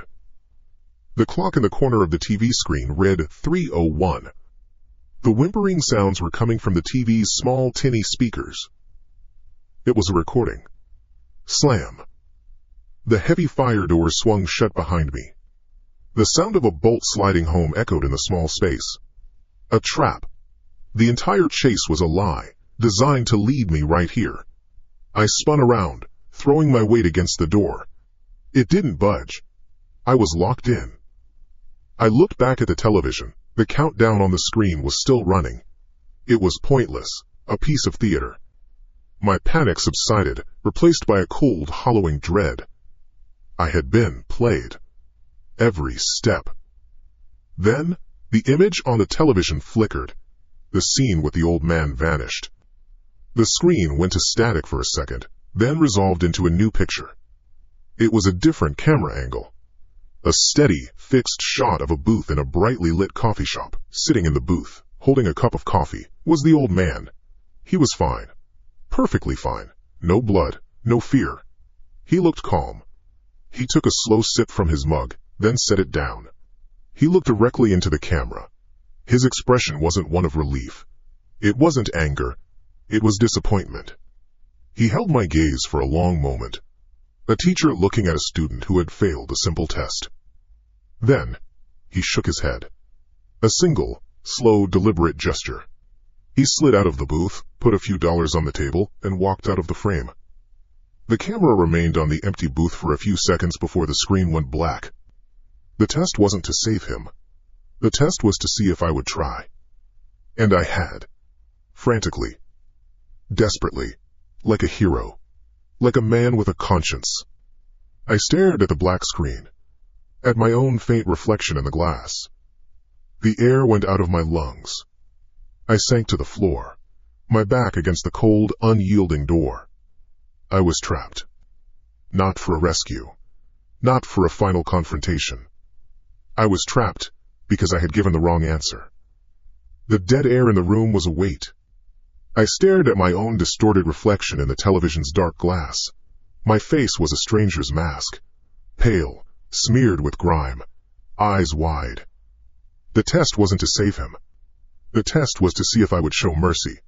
My frantic desperation, my panicked race against the clock, it was the wrong answer. I had failed by being human. I don't know how long I sat on the floor, my back pressed against the unmoving fire door. Time lost its edges. The only sound was the low hum of the television's power supply. I didn't pound on the door again. I didn't shout. The energy for that was gone, burned away in the pointless chase. There was only a cold, heavy certainty. I was where they wanted me to be. Click. The sound was sharp, metallic. From the door behind me, the bolt sliding back. I didn't move for a full minute. My muscles were stiff. My neck ached. Slowly, I pushed myself to my feet, my joints protesting. I put a hand on the door. It swung inward with a low groan. The hallway outside was empty, bathed in the same dim utility lighting as before. There was no one there. No one waiting. The game had moved on. Getting out of the theater was a slow, deliberate process. Not a desperate escape, but a weary retreat. I didn't look back at the stage, at the single spotlight still shining on the empty chair. I followed my own path back through the dusty corridors, past the shattered mirrors and decaying costumes. I squeezed through the window and descended the groaning fire escape. The night air was cool on my skin. It didn't feel fresh. It felt stale, used. In the truck, the key felt heavy in my hand. I turned it. The engine caught with a rough cough, then settled into its familiar, rattling idle. My hands rested on the steering wheel. I didn't know where to go. The map was still on the passenger seat, A scrap of paper that had become my entire world. It felt like a curse. I thought about crumpling it, throwing it out the window, and just driving until the gas ran out. But my eyes fell on the next red X, still circled in pen. It was drawn over a thin blue line on the map. A bridge. The Ironwood Bridge, according to the faint text. It felt different from the others. Not a building. Not a location to be broken into. A crossing. A place of transition. It felt like an endpoint. He knew I'd go. The voice, my voice, was depending on it. I put the truck in gear. The pull of the map was stronger than the pull of reason. The bridge emerged from the early morning mist, a skeletal arch of rusted iron spanning a dark, sluggish river. Trees crowded both banks, their branches like grasping fingers. I slowed the truck, my headlights cutting through the fog, illuminating the wet asphalt of the bridge deck. It was narrow, with just enough room for 2 cars to pass carefully. Halfway across, a pair of headlights flared to life ahead of me. An old sedan, parked sideways, blocking the entire path. It hadn't been there a second ago. My foot slammed on the brake. The truck skidded on the damp surface, stopping with a jerk just 20 feet from the other vehicle. The engine idled, a tense rumble in the quiet. The driver's side door of the sedan opened. A figure stepped out, silhouetted against their own headlights. It was him, the old man from the gas station, from the television screen. He stood there, his posture stooped not with fear but with a profound weariness. He wasn't holding a weapon. His hands were empty at his sides. I killed my engine. The silence that fell was immense, broken only by the drip of condensation from the iron girders above. I grabbed the box cutter from the console. The plastic handle was slick with my sweat. I opened my door and stepped out onto the bridge. The cold air bit at my face. "What do you want?" My voice was a raw croak. The old man took a small step forward, into the beam of my headlights. His face was etched with lines of grief. There was no sign of the blood from the recording, no puffiness, just an ocean of sadness in his eyes. "To talk," he said. His voice was steady, painful. "No more games. No more recordings." I held the box cutter tighter. "The games were your idea." A tremor passed through his jaw. "My name is Arthur. The little girl. The one with the teddy bear you found in the house. She was my granddaughter. Emily." He said the name like a prayer he had forgotten how to say. "She was 7. The world tilted slightly. The wind blowing across the bridge felt colder. The abandoned house. The small bed. The worn, one-eyed bear. It wasn't a prop. It was a memory. His memory. "The professor," I said, the words feeling like sand in my mouth. "The woman on the video." "His daughter, Sarah," Arthur confirmed, his gaze unwavering. "She was a student. Bright. Full of life. He found her in his own lab. The chemical lab. The cable ties. The scripted horror. It wasn't a play, it was a reenactment." "The theater," I whispered. "The lead actress's husband," Arthur said. "He owned the theater. It was his life's work. She was having an affair. You cornered her there." The pieces didn't just fall into place. They slammed into me, one after another, each one a physical blow. The map wasn't my journey. It was a tour of their personal hells. Each location was a wound. Each clue was a ghost. They weren't just tormenting a random stranger. They were forcing a monster to retrace its steps. "We are the ones left behind, Leo," Arthur said, his voice cracking. "A support group for hell. We found each other. We pieced it together. The only thing connecting all our tragedies was you." I looked into his eyes, searching for the trick, the lie, the next phase of the manipulation. I found nothing, only a raw, bottomless chasm of pain. The guilt I'd been carrying, that vague sense of a past sin, now had names. Emily. Sarah. A dead actress. It surged, a toxic tide rising in my chest. I was the source. "I don't remember," I said. It was the only defense I had. It sounded pathetic. "We know." Arthur took another step. "That's the point. The crash that you think gave you amnesia. It never happened. Look at yourself. You have no scars from a car wreck. It's a wall. A fortress your own mind built to protect itself from what you are. The monster. The thing that did those things. It couldn't live with the guilt. So it locked itself away. It created you, this empty, confused shell, and left you for us to find. For us to punish." His words were a key turning in a lock deep inside my mind. A heavy, iron door I never knew existed creaked open. Behind it was not a memory, but a feeling. A presence. Cold. arrogant, amused. The man in the asylum mirror. He wasn't a passenger anymore. He was stirring from a long sleep. Rumble. A new sound. An engine. I looked past Arthur. At the far end of the bridge, another pair of headlights cut through the fog. Then another. A pickup truck and an SUV, pulling up to block the exit completely. I instinctively turned. At the end of the bridge I'd just come from, a third vehicle, a dark van, had pulled across the road, its lights off, a hulking shadow against the graying dawn. Trapped. What is this? I took a step back, my gaze darting between the roadblocks. It's getting stronger, isn't it? Arthur's voice was soft, almost pitying. The man you really are. We can feel it. We had hoped that by forcing you to see, you would help us keep it buried. But we were wrong. Every confrontation, every bit of violence, it's not scaring you.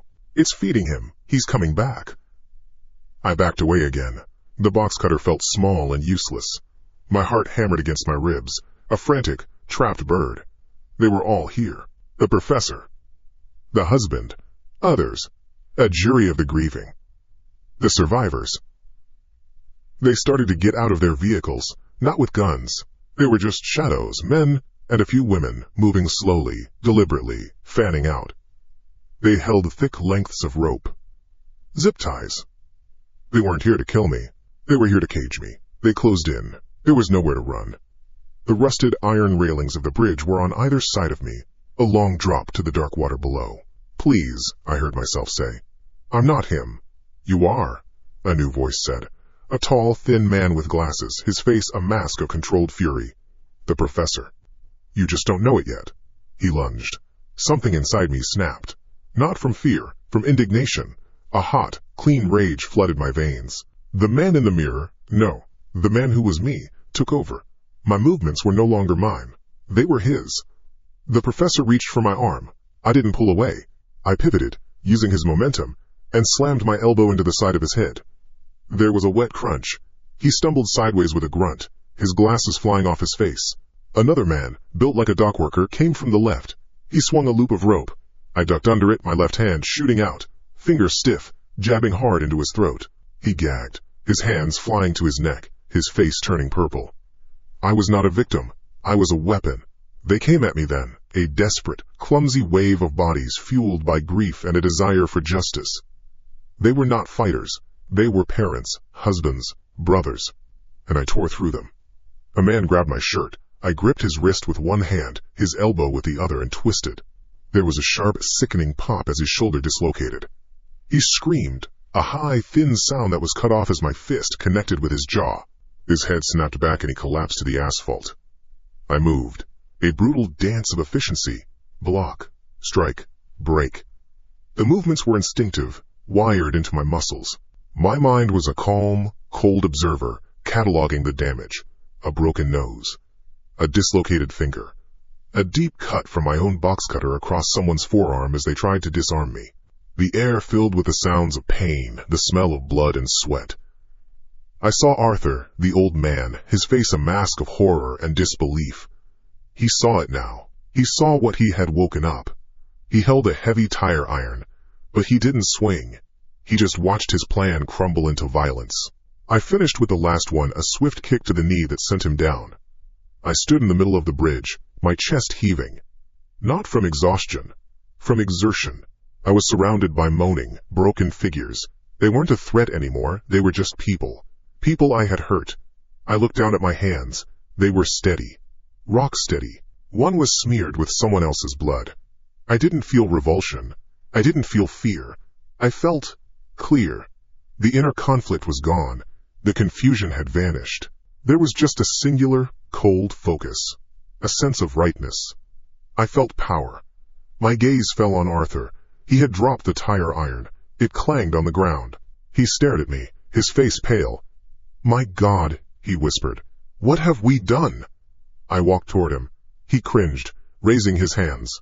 I stopped in front of him, close enough to see the terror in his eyes. I reached out, not to his throat, but to his jacket pocket. My fingers closed around a folded piece of paper and pulled it out. The map. My map. I unfolded it. The red X's marked all the places I had been, all the wounds I had reopened. I smoothed it out. There was only one left. A final X, drawn over a small, isolated building far out of town. The end of the line. I folded the map and put it in my own pocket. I looked at Arthur, at the broken people scattered across the bridge. Then I turned and walked back to my truck, my boots leaving bloody footprints on the damp asphalt. I didn't look back. There was nothing left for me here. The past was no longer hunting me, I was going to meet it. The drive was a straight line into the rising sun. The truck ate up the miles. The blood on my hands had dried to a dark crust. I didn't wipe it off. It was a part of me now. The fight on the bridge hadn't broken me. It had sharpened me. The fear was gone, replaced by a hollow space and a single, driving question. My knuckles ached where they had connected with bone and flesh. It was a good ache, a clean one. I followed the map without thinking. My hands turned the wheel, my foot worked the pedals. The directions were burned into my brain. The final red X. It wasn't in the city. It was out, far out, where the roads narrowed and the trees grew thick and close to the asphalt. Then, a street sign. Oakwood Lane. The name meant nothing, but my hands, acting on their own, slowed the truck and made the turn.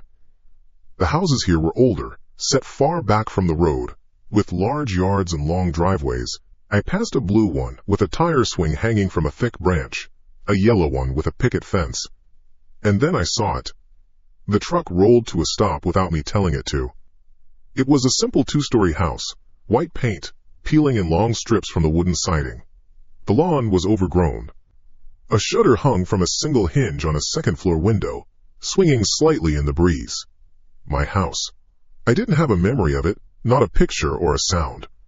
But my body knew. The same way an animal knows the path back to its den. This was the place. The start of it all. The end of the line. I got out. The truck's engine ticked as it cooled. The air smelled of damp earth and cut grass from a neighbor's yard. I walked up the cracked concrete path. The welcome mat was a rotting patch of brown fiber. I reached for the doorknob. My fingers traced the familiar shape of the brass plate. It turned. The door was unlocked. It swung inward with a low groan. A waft of stale air washed over me. Dust hung suspended in the shafts of morning light that pierced the gloom. Furniture was covered in white sheets, their forms like sleeping ghosts. A grandfather clock stood silent against one wall. A staircase led up into darkness. There was no sense of threat here. No feeling of being watched. There was only the weight of time. A curiosity, cold and clean, settled in my gut. Why here? What was the last piece of the puzzle? Eton. My feet knew the way. They carried me across the creaking floorboards, past the shrouded living room, and to the base of the stairs. My hand found the banister, the wood smooth and cool under my palm. I went up. Each step made its own unique sound, a symphony of decay I had somehow memorized. The second-floor hallway was a tunnel of closed doors. I ignored them. I knew which one to open. The last one on the left. The one with the faded sticker of a planet still clinging to the wood. My room. I pushed the door open. It was a teenager's bedroom, frozen in time. A band poster on the wall, the faces faded and curling at the edges. A desk was pushed against the far wall, under the window with a broken shutter. A single bed, stripped down to the mattress. Everything was coated in a fine, uniform layer of dust.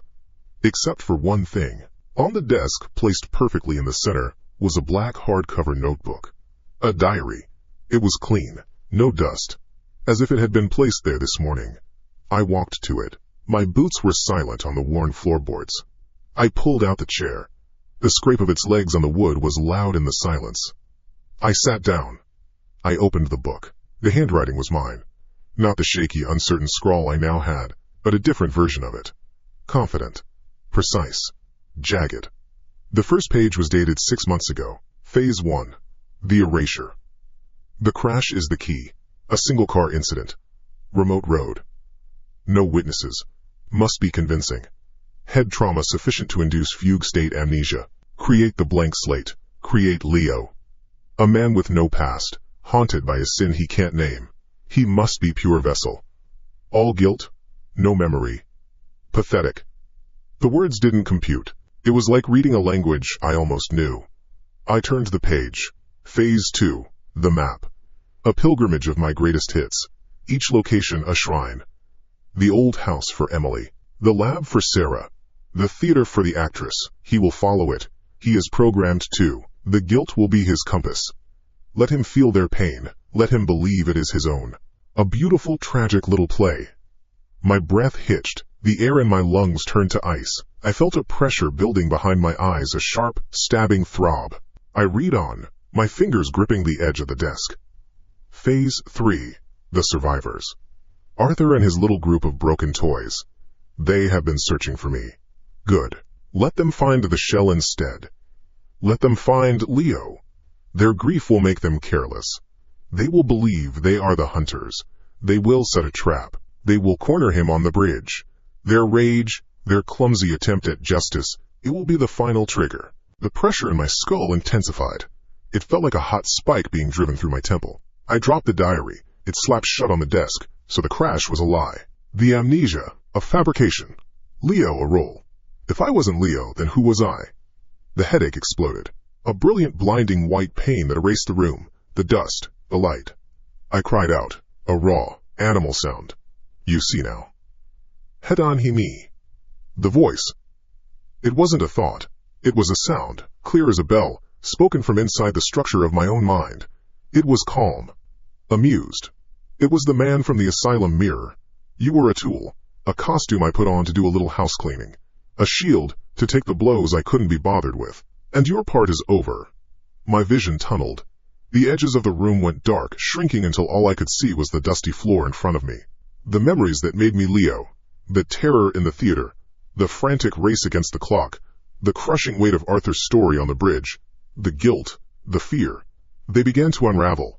They turned thin, transparent, like old film held up to a light. They were not my feelings, they were part of the script. No, I whispered. My voice was a stranger's. No, I'm real. I was fighting for my life against an enemy I couldn't see. I grabbed at the feelings, the pity for Emily, the revulsion at the chemical lab. They were anchors. They were all I had. Those feelings aren't yours. I gave them to you. A cheap imitation of a conscience. No! I shouted it this time, a desperate roar in the silent house. I needed to stop it. I needed to break the connection. I drew back my fist and slammed it into the side of my own head. The impact was a bright flash of light and a sickening crunch. Pain flared along my jaw and skull. I tasted blood, hot and metallic. I stumbled from the chair, my legs weak. But the voice was still there, stronger now, laughing. You can't fight me. This is my body. You are just a guest, and your stay is over. I couldn't stop it. The dam broke. My fragile identity, the entire construct of Leo, was washed away in a flood, and something else poured in to take its place. Not memories. Not yet. Sensations. The cold, satisfying weight of a hammer in my hand. The specific, tinny scream of a woman in a confined space. The smell of bleach on concrete. The surge of absolute power that comes from holding a life in your hands and choosing to extinguish it. I collapsed. My world wasn't the bedroom anymore. It was a long, black corridor. Doors lined the walls, all of them closed. I was running, my bare feet slapped against cold stone. I didn't know what I was running from, only that I had to. A feeling of pure, primal terror propelled me forward. Where are you going, Leo? His voice echoed from all around. I risked a glance over my shoulder. He was there, at the far end of the hall. He looked like me. Exactly like me. But he wasn't running. He was walking, a slow, deliberate predator stroll. And his eyes were not scared. They were intelligent, cruel. They burned with a cold fire. You can't escape, he called out, his voice conversational. This is my mind, my house. Every door you open, I'm already inside. I scrambled, my hands finding a doorknob. I twisted it and threw myself through. I was in the abandoned house, the little girl's room. The teddy bear was on the bed, its one-button eyes staring at me. He was already there, sitting on the edge of the small bed holding the bear. She cried for her grandpa, he said, his voice soft. He pulled a loose thread from the bear's ear. It was annoying. I backed out, slamming the door, and ran again down the endless hall. Another door. I threw it open. The chemical lab. The air was thick with the smell of reagents. The woman, Sarah, was tied to the chair. He stood behind her, one hand on her shoulder. "The professor's daughter," he said, looking at me over her head. She thought begging would work. It never works. But I always let them try. Terror gave my legs a new burst of speed. I ran, my lungs burning. I could hear his footsteps behind me now. Not hurrying, just a steady, unshakable rhythm. Thump, thump, thump. He was getting closer. "It was a good plan, you have to admit," he said, his voice right behind my ear now. I could feel his breath on my neck, using my own creation to flush out my enemies. Poetic. I reached the end of the hall. A dead end. A solid brick wall. There was nowhere left to go. I turned, my back pressing against the cold bricks. He stopped a few feet in front of me. He looked me up and down, a flicker of something like disgust in his eyes. "Look at you. Pathetic, shaking, crying. You are nothing but an echo of weakness." He took a step forward. "But thank you, Leo. You served your purpose." He lunged. Not to hit me. Not to choke me. He opened his arms and simply walked into me. It was not a physical collision. It was an invasion. His consciousness, cold, vast, and ancient, poured into mine. My fear, my confusion, my guilt, they were snuffed out like a candle flame in a hurricane. I felt myself being dissolved, my thoughts torn apart, my identity annihilated. My last sensation was of being utterly and completely consumed. My body hit the floor of the bedroom. It shuddered, limbs spasming for a few seconds in a violent, uncontrolled dance. My back arched. My fingers clawed at the floorboards. Then, it stopped. For a full minute I lay still. Then, slowly, with a smoothness that had been absent before, I pushed myself up, first to my knees, then to my feet. My posture was different. The slump of fear and confusion was gone. My shoulders were back. My spine was straight. I felt the satisfying ache in my jaw from the punch, the sting of the cut inside my cheek. I walked to the small, dusty mirror hanging on the closet door. I looked at my reflection. The face was the same, grimy, bruised. But the eyes were new. They were his. They were mine, clear, focused, coldly intelligent, and utterly without pity.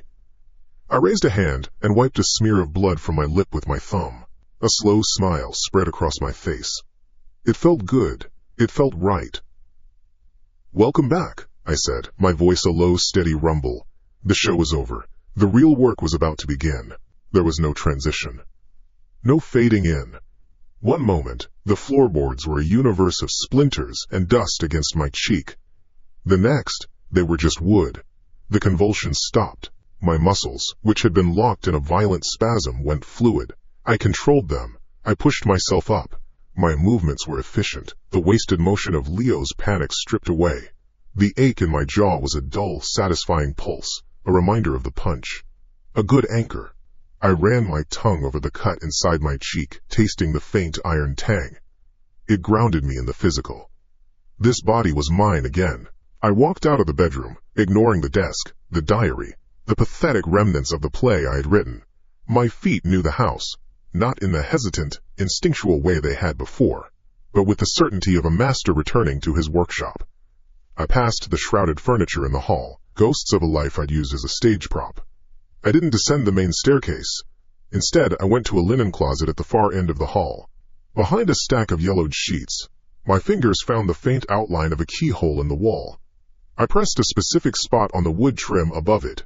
A section of the back wall clicked open, revealing a narrow, steep set of stairs leading down into blackness. The air that rose to meet me was different from the stale dust of the upper floors. It was sharp, with the clean, sterile scent of alcohol and something else, a faint, metallic undertone. I descended without reaching for a light. My body remembered every step. The darkness gave way to the low hum of a ventilation fan. I pulled a simple chain. A single long fluorescent bulb flickered twice, then flooded the basement with a flat, unwavering white light. This was no cellar for storage. It was a laboratory. One wall was lined with steel shelving, holding labeled glass bottles of reagents, beakers, and coiled copper tubing. A small, powerful centrifuge sat on a stainless steel countertop. In the center of the room, bolted to the concrete floor, was a heavy wooden chair with thick leather restraints on the arms and legs. But the main feature, the centerpiece of my work, covered the entire back wall. It was a vast corkboard, far larger and more intricate than the one in the university lab. This was the master copy. The true map. My map. I moved toward it, my boots silent on the smooth concrete. Here was the entire architecture of my creation. I ran my fingers lightly over a thumbtacked chemical diagram, a complex chain of molecules, my own private recipe. S7. Temporary, targeted synaptic degradation. Induces a fugue state mimicking dissociative amnesia. Side effects: paranoia, heightened suggestibility. Perfect. Next to it, a timeline. Phase 1. The crash. Fabricate evidence. Skid marks. Broken glass. Apply S7 via aerosolized compound in the cabin post-impact. Establish the vessel. Leo. A man born of guilt. I felt the corners of my mouth lift. A journey of self-discovery. So poetic. The fools bought every word of it. Arthur and his little band of grieving idiots. They thought they were hunting a man racked with remorse. They were hunting a ghost I had painted on a wall. I moved along the board. There were psychological profiles of each of them, pages of handwritten notes detailing their weaknesses, their fears, their pressure points. I had studied them for months before I put myself to sleep. Arthur, the self-righteous leader, driven by a fury that made him predictable. The others, weaker, easier to herd. My gaze fell on a section titled Phase 2, The Pilgrimage. It showed the map I had left for myself, for Leo. Each location was marked with photographs and notes. The theater, auditory stimuli to trigger guilt response. The lab, olfactory triggers. The bridge, confrontational climax. Each step was designed to break Leo down, to make his terror authentic, to make the performance convincing for the audience I was gathering. It had been an exquisite piece of psychological theater. My hand brushed against a small wooden box on the countertop beneath the board. I opened it. Inside, nestled in foam cutouts, were 6 identical burner phones. I picked one up. This was Arthur's line. I had used it to send him anonymous tips, feeding him breadcrumbs, leading his little posse directly into Leo's path, ensuring they would be the ones to corner him, to validate the narrative I had built. I had manipulated them just as much as I had manipulated the shell of myself. They believed they were the hunters. All this time they were just actors in my show, playing their parts perfectly. As if on cue, a different phone in the box began to vibrate. A low, insistent buzz against the foam. My smile widened. I knew which one that was. The outlier. The one I had deliberately allowed to escape my initial sweep. The most volatile, the most desperate. The final piece. I picked it up. The screen glowed with an unknown number. I pressed the green icon. I didn't speak. I just listened. I know you can hear me, you son of a bitch. The voice was rough, strained with rage, and a lack of sleep. It was him. The one whose wife had been in the theater. The one who had slipped through the net. My final loose end. My final lure. I found Arthur's car by the bridge. Found what was left of his friends. Where are you? Silence was a weapon. I let him stew in it, his ragged breathing filling the void. I could picture him, standing somewhere on a dark road gripping the phone, his knuckles white. A man with nothing left to lose is the most dangerous kind of animal, and the most fun to hunt. Finally, I spoke. My voice was calm, the sound resonating in the quiet of the lab. I'm at the beginning. What does that mean? Where the hell are you? He snarled. The place you were warned to stay away from. The White House on Oakwood Lane, I said. It's time to finish this. Come alone. Arthur's group was clumsy. Too much noise. You're not like that, are you? You're smarter. A little praise, a little challenge. The hook. I'll be there, he growled, the promise thick with hate. I'll put you in the ground myself. I'm waiting, I said, and ended the call. The hook was set. He wouldn't be able to resist. It was a straight line from his rage to my front door. He thought he was coming for justice. He was coming to be my final act. I placed the phone back in its slot. I walked over to the main power breaker on the far wall and, with a single, decisive motion, pulled the heavy lever down. Clunk. The fluorescent light died. The hum of the fans ceased. The house above and the lab around me were plunged into absolute black and a profound silence. My eyes adjusted quickly. The darkness was an old friend. I ascended the narrow stairs, my hand trailing along the cool concrete wall. Back in the main house, the only light was the weak gray of the pre-dawn sky filtering through the dirty windows. It was enough. I moved through the house, my steps making no sound on the creaking floorboards. I was lighter now, unburdened. In the living room, I stopped by the silent grandfather clock. I opened its glass case and reached inside. my fingers finding a small, velvet-lined box taped to the back wall. I opened it. Inside lay a scalpel. Not a disposable one, but a surgeon's tool. Solid steel handle, perfectly weighted. I fitted a fresh, gleaming number 11 blade into its holder. It clicked into place with a sound that was barely audible but deeply satisfying. I tested the edge against my thumb. A line of red welled up instantly, a perfect, painless cut. Good. I walked to the front living room, the one with the large window facing the street. I positioned a heavy armchair in the deepest shadow of the corner, facing the front door. I sat. The worn fabric of the chair was cool against my skin. I held the scalpel loosely in my right hand, its point resting on my leg. And I waited. The silence in the house was a living thing. It was the canvas. Soon, there would be sound. The sound of an engine, cutting out. The sound of a car door. The crunch of feet on the gravel driveway, trying and failing to be stealthy. The groan of the porch steps. The metallic click of a gun's safety being disengaged. I was not the prey hiding in the dark. I was the spider, feeling the first tremor in the web. Minutes stretched. I didn't move. My breathing was slow and even. Then I heard it. A distant rumble, growing steadily closer. It was an old truck, the engine uneven. It slowed, then stopped. A moment of quiet, then the distinct slam of a heavy door. Footsteps, cautious. On the cracked concrete path, they paused. He was looking at the house, trying to see through the windows. Then, the slow, heavy creak of the wooden porch steps. 1, 2, 3. A shadow fell across the frosted glass of the front door. The doorknob began to turn. A slow, scraping sound. He was being careful. He thought I didn't know he was here. He thought he had the element of surprise. The door swung inward, a low groan breaking the silence. A figure stood silhouetted against the gray morning light. He was a large man, broad-shouldered. He held a pistol in a two-handed grip, sweeping it across the darkened room.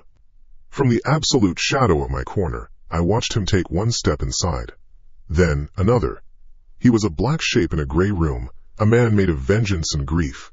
I let him take one more step before I spoke, my voice a whisper that cut through the silence. A line I had written for another man, in another life.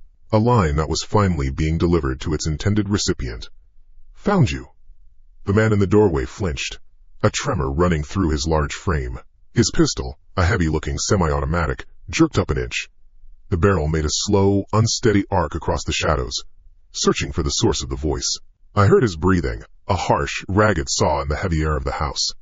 He took another shuffling step forward, the sole of his boot grinding grit into the floorboards. A soft click from the far corner of the room. He froze.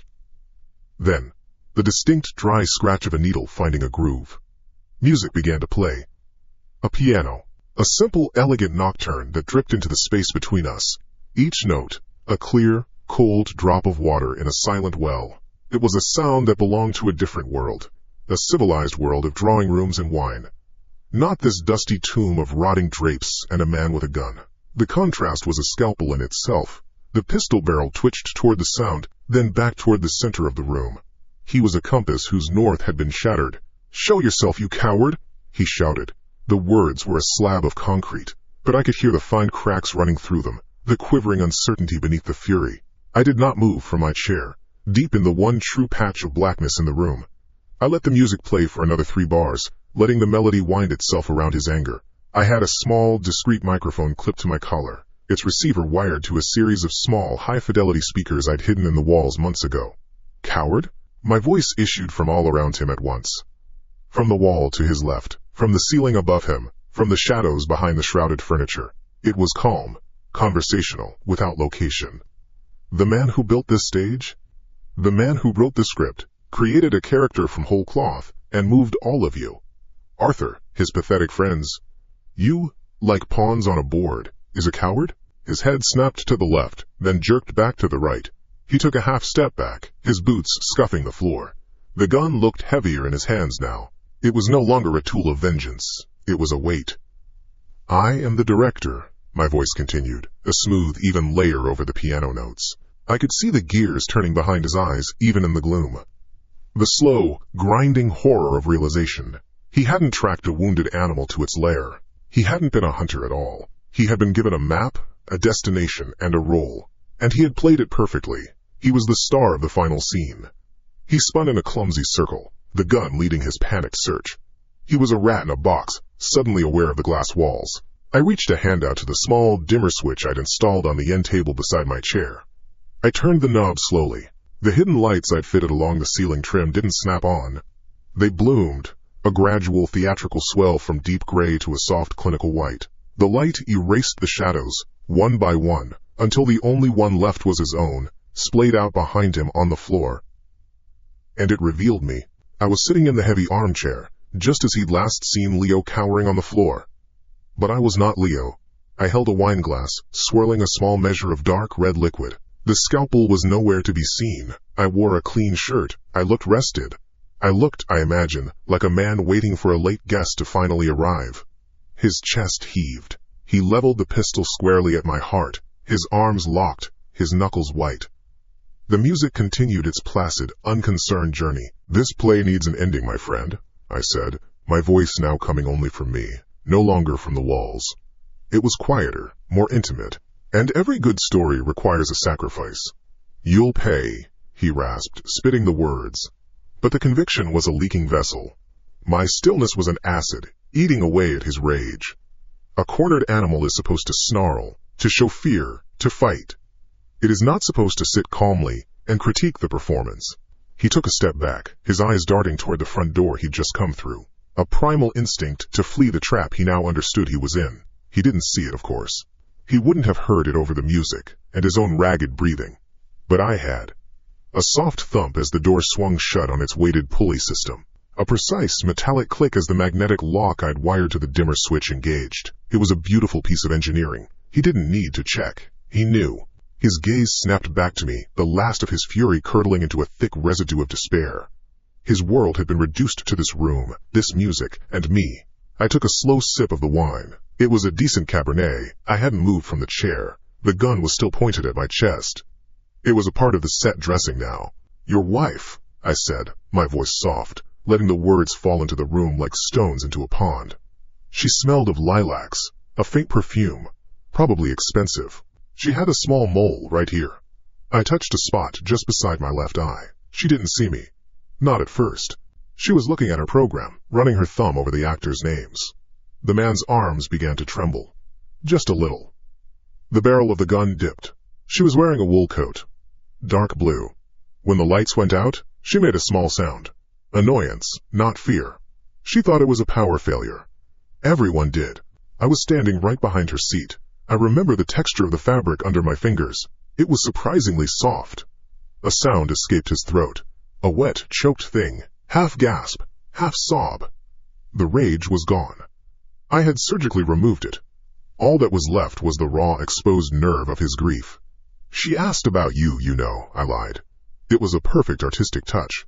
Right before, a whisper, "She wondered if you'd remembered to record the game." That did it. The edifice of the vengeful hunter collapsed into dust. He was just a man, his face a mask of agony, tears tracing paths through the grime on his cheeks.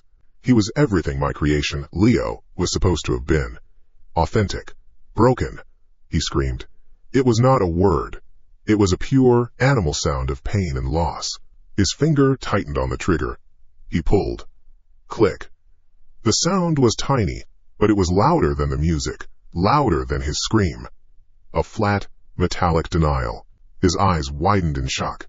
He pulled the trigger again, his whole body convulsing with the effort. Click. And again. Click. Click.